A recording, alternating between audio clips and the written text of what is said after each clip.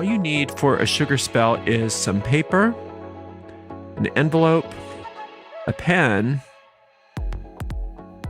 and some sugar. So let's do one. So for a basic waxing moon sugar spell, this is how simple it is. You take a piece of paper and you write your name out.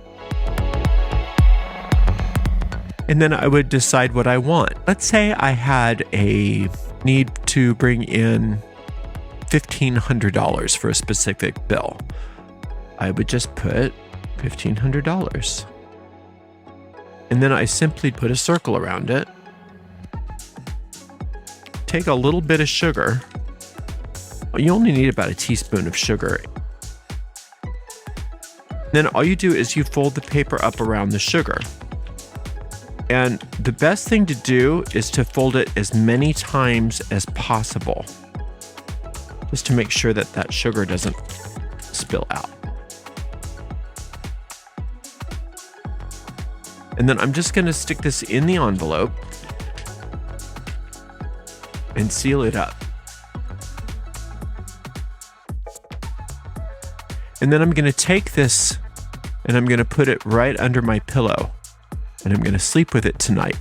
Especially take note of any dreams that I have tonight. And then when I wake up in the morning, I'm simply going to open it up, take this out into the garden, open it up, and sprinkle the sugar out into the garden, rip up the paper, and throw it away.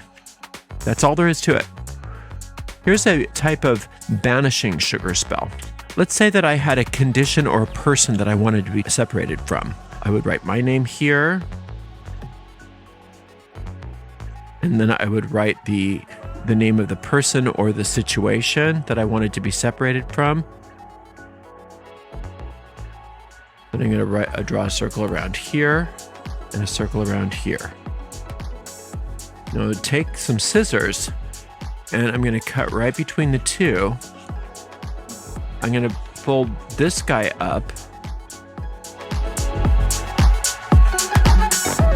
several times, and then I'm going to put sugar in this one. No sugar in this one.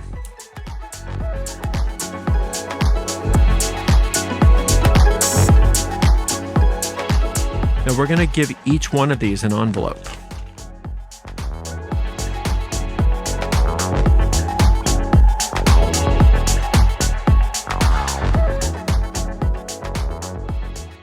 I'm going to put like a symbol on here just so I know that it's me. And then here's the problem or the person that I want to be separated from with no sugar in it. Now I take both of these and I sleep with both of these under my pillow tonight. And then in the morning, I'm going to rip up the problem, toss it in the garbage. And then I'm going to take this one out into the garden, open it up, sprinkle the sugar out all into the garden, and then rip this one up and throw it in the garbage too. So the one with my name has the sugar, and the one with the name of the person I want to be separated from or the problem has no sugar. Let's say you have an annoying neighbor that's just playing music at all hours, and the cops don't seem to be helping you, and it's like, I gotta fix this. I gotta handle this problem. Now, a lot of people would say, well, do something to make them move away. I don't like to do that. I like to do something that just handles the problem. If it's good for them to move away, fine. If they choose to start listening to their music at a lower volume, fine. Whatever it takes for them to stop it. So what I'm gonna do is I'm going to write their name here, and if I don't know their name, I'll just put the person at this address. Draw a circle around them. There's going to be no sugar in this one. But they are going to go away, or the problem is going to go away. So I'm going to put this without sugar in it in this envelope. And I'm going to put it under my pillow and sleep with it overnight. The next morning, I'm going to take this, open it up, and rip it up. I'm going to throw it away.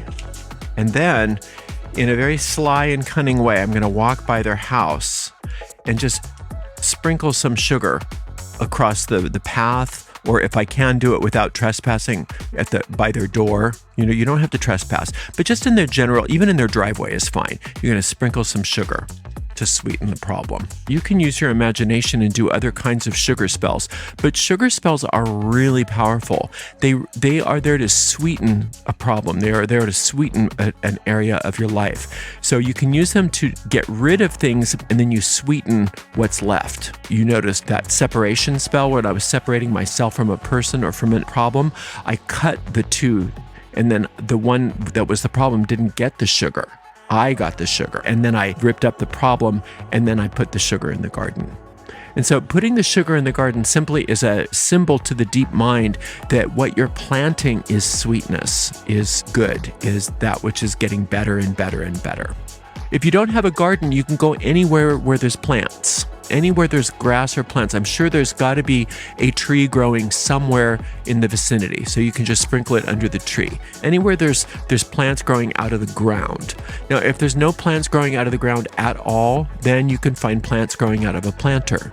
And if there's none of that, then maybe you could put it into a house plant. But usually you can find a park nearby. You can find just a little, a flower bed nearby, a place where there's a tree, anywhere that there's stuff growing. And sugar spells go back so far in folk magic, probably back to old honey spells. And I'll do some honey spells too. I promised I would do some. But sugar spells are so much easier than honey spells because they're not as messy and they work super well. Now, you could use brown sugar if you wanted. You could use turbinose sugar if you wanted, but obviously don't use fake sugar. You don't want to use artificial sweetener. You don't want to use equal. You don't want to use saccharin. None of that.